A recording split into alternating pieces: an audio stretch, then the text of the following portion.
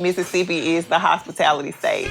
Everybody's really friendly. Jackson is a very small city in Mississippi, but it's our capital city. We have this old Southern charm, but there's a new creative energy coming in. You'll see new architecture, you see art, you see murals, you see people walking. So while we're really diverse, we're a melting pot. You see a lot of that influence in everything that we do.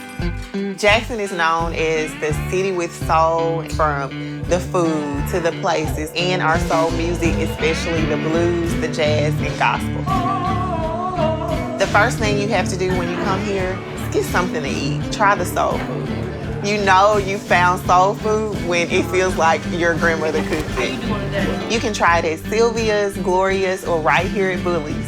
You're not gonna go anywhere and not order the sweet tea.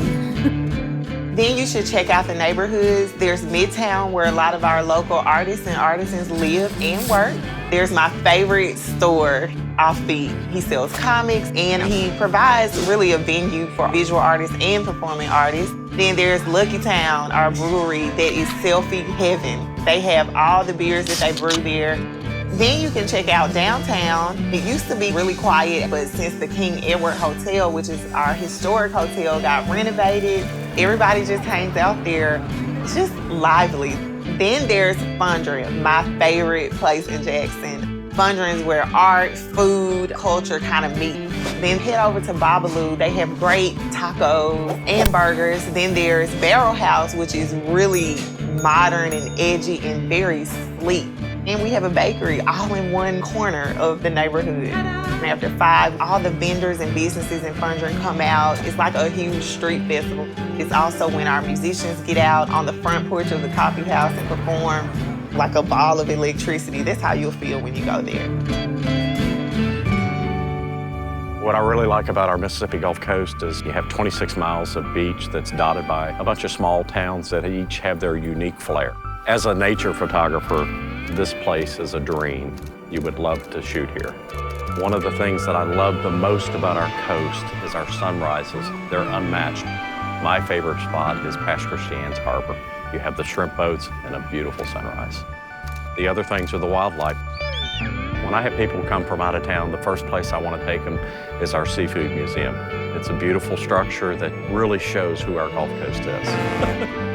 Ocean Springs is a must for local art.